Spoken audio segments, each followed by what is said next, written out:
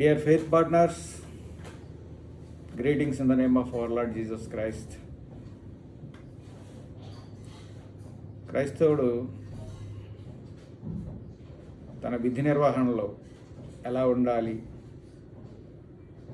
విధికి తన యొక్క క్రైస్తవ చింతనకి ఉన్న ఎలాంటి సింక్రనైజేషన్ ఉండాలి అనే దాని మీద ఈ రోజుల్లో ఒక విస్తృతమైన చర్చ జరుగుతోంది. చాలామందికి నామకర్త క్రైస్తవులకి ఈ డిఫరెన్స్ చాలా మనం చూపెట్టలేకపోతున్నాం. మనం పనిచేస్తున్న స్థలాల్లో కానీ, మనం నివసిస్తున్న స్థలాల్లో కానీ, కమ్యూనిటీస్లో కానీ మనం ఈ డిఫరెన్స్ని ప్రజలకి అర్థమయ్యేలా చేయలేకపోతున్నాం. ఒకవేళ ఎవరైనా అలా అర్థమయ్యేలాగా చేయాలి అనుకుంటే వాళ్ళు రకరకాల ఇబ్బందులకు గురవటం, కొన్ని సమస్యలను ఎదుర్కోవాల్సిన వచ్చిన పరిస్థితి వస్తుంది. క్రైస్తవ జీవితం ఎక్కడన్నా మనం పనిచేస్తున్నప్పుడు మనం యొక్క మిగతా కులాల్లాగా, లేకపోతే కులాలు కాదు కానీ మిగతా మతాల వారిలాగా మన ముఖంలో ఎలాంటి మార్క్స్ ఉండవు. కొన్ని మతాల వారు రకరకాల సింబల్స్ అని, మార్క్స్ అని పెట్టుకుంటారు. వాళ్ళని బట్టి వీళ్ళు పలానా మతానికి చెందిన వాళ్ళు అనేది ఐడెంటిఫికేషన్ ఉంటూ ఉంటుంది. కానీ క్రైస్తవులకు ఎలాంటి మార్క్స్ ఉండవు. కానీ క్రైస్తవులు ఎలా ఐడెంటిఫై చేయాలి మనం పనిచేస్తున్న ప్రదేశాలంటే మన యొక్క ప్రేమ ద్వారా, మన ప్రవర్తన ద్వారా, మన నీతి ద్వారా, మన యొక్క నిజాయితీ ద్వారా మాత్రమే మనం క్రైస్తవులం అని నిరూపించగలగాలి. అలా మన జీవితం లేదా మన జీవన విధానం కానీ, మన ప్రవర్తన కానీ, మన మాటలు కానీ, మన ప్రేమించే పద్ధతి కానీ ఇవన్నీ మనం క్రైస్తవులమని తెలియజెప్పేలా ఉండాలి. అలా ఉన్నప్పుడు మనం క్రీస్తును చూపెట్టగలిగేవారుగా ఉంటాం.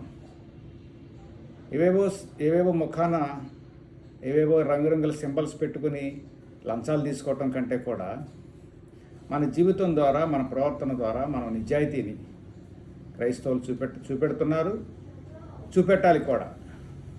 అలా చూపెట్టాల్సిన పరిస్థితుల్లో కొన్ని ఇబ్బందులు ఎదుర్కోవాలి, కొన్ని సమస్యలు ఎదుర్కొంటాం. కొంతమంది ప్రశ్నిస్తారు, కొంతమంది ఎదిరిస్తారు. మన నిజాయితీని ప్రజలు హేళనగా చూస్తుంటారు. అయినప్పటికీ పర్వాలేదు, ఎందుకంటే మనం సేవిస్తున్న దేవుడు సజీవుడు, ఆయన పరిశుద్ధుడు. ఆయన పరిశుద్ధుడు కాబట్టి మన జీవితాలు పరిశుద్ధంగా ఉండాలని కోరుకోవటం తప్పులేదు. ఒకవేళ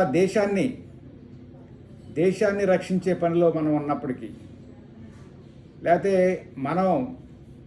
మన ప్రవర్తన విషయంలో, మన దేవుని యొక్క సాక్ష్యం విషయంలో మనం ఆ ఉద్యోగం పోగొట్టుకున్నప్పటికీ దేవుడు మనల్ని ప్రజలను రక్షించేవారుగా ఉంచుతాడే కానీ, దేవుడు తన సాక్షిగా మనల్ని వాడుకుంటాడు కానీ మనం దీనిలో లాస్ అవ్వాల్సిందంటూ ఏం లేదు.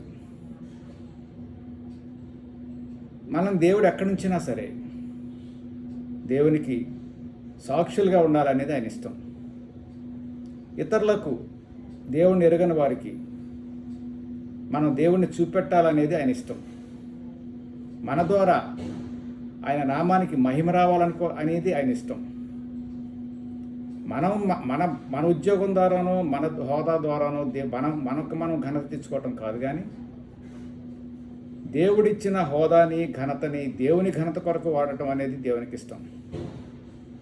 క్రైస్తవులు మనం చేసే ఉద్యోగాల్లో, మనం చేసే వ్యాపారాల్లో, మనం ఉంటున్న ప్రదేశాల్లో అటువంటి నిజాయితీ కలిగిన వారిగా, పరిశుద్ధత కలిగిన వారిగా, యథార్థత కలిగిన వారిగా, ప్రేమ కలిగిన వారిగా ఉండి దేవుని నామానికి మహిమ తెచ్చేవారిగా మనం ఉండాలి. జీవితం అనేది దేవుడు మనకిచ్చింది ఆయన్ని సేవించడానికి కోసం, ఆయన్ని ప్రేమించడం కోసం, ఆయన్ని చూపెట్టడం కోసం మాత్రమే అనేది క్రైస్తవులు మనం గ్రహించాలి. ఈ లోకంలో జీవించడానికి ఇలాంటి జీవితం జీవిస్తున్నప్పుడు ఎదురయ్యే సమస్యలను, కష్టాలను చిరునవ్వుతో స్వీకరిస్తూ మనం మరింత క్రీస్తు సాక్షులుగా ముందుకు సాగవాలి ఈ లోకంలో. ఎందుకంటే జరుగుతున్న పరిణామాలు చూస్తుంటే ఎక్కడా కూడా క్రైస్తవులకి తగిన సముచితమైన స్థితి కనబడట్లేదు. కనబడకపోయినా పర్వాలేదు, ఎందుకంటే మనం పరలోక పౌరులం కాబట్టి దేవుడు మనకి మంచి ఆదరణకరమైన వాక్యాన్ని ఆయన గ్రంథంలో రాసి ఉంచారు. ఉదాహరణకు కీర్తనలు 83వ అధ్యాయంలో 5వ వచనంలో, ఏక మనసుతో వారు ఆలోచన చేసుకొని ఉన్నారు, నీకు విరోధముగా నిబంధన చేయుచున్నారు. ఎంతమంది ఏక మనసుతో ఆలోచన చేసినప్పటికీ మనకు విరోధముగా ఎలాంటి నిబంధనలు చట్టాలు చేస్తున్నప్పటికి కూడా దేవుడు మనల్ని ఏమాత్రం విడిచిపెట్టడు. తర్వాత అదే అధ్యాయంలో 18వ వచనం, కీర్తనలు 83:18 ఏమన్నాడంటే, యెహోవాను నామము ధరించిన నువ్వు మాత్రమే సర్వలోకములో మహోన్నతుడవని వారు ఎరుగుదురుగాక. ఎప్పుడైనా సరే క్రైస్తవులను ద్వేషించేవారు కానీ, క్రైస్తవులను ఇబ్బంది పెట్టేవాళ్ళు కానీ ఏదో ఒక రోజున కంపల్సరిగా ఆయనే నిజదేవుడు అని గుర్తిస్తారు. యెహోవాను నామము ధరించిన నీవు మాత్రమే సర్వలోకములో మహోన్నతుడవని వారు ఎరుగుదురుగాక. అట్టి కృప క్రీస్తుకు నమ్మకంగా జీవించే బలమును మనకు అనుగ్రహించాలని, మనలను ఇబ్బంది పెట్టాలనుకునేవారు కూడా క్రీస్తే నిజమైన దేవుడు అని తెలుసుకోవాలని, అట్టి కృప ప్రజలందరికీ కలగాలని దేవుడు మన పట్ల కృప చూపాలని కోరుకుంటున్నాం.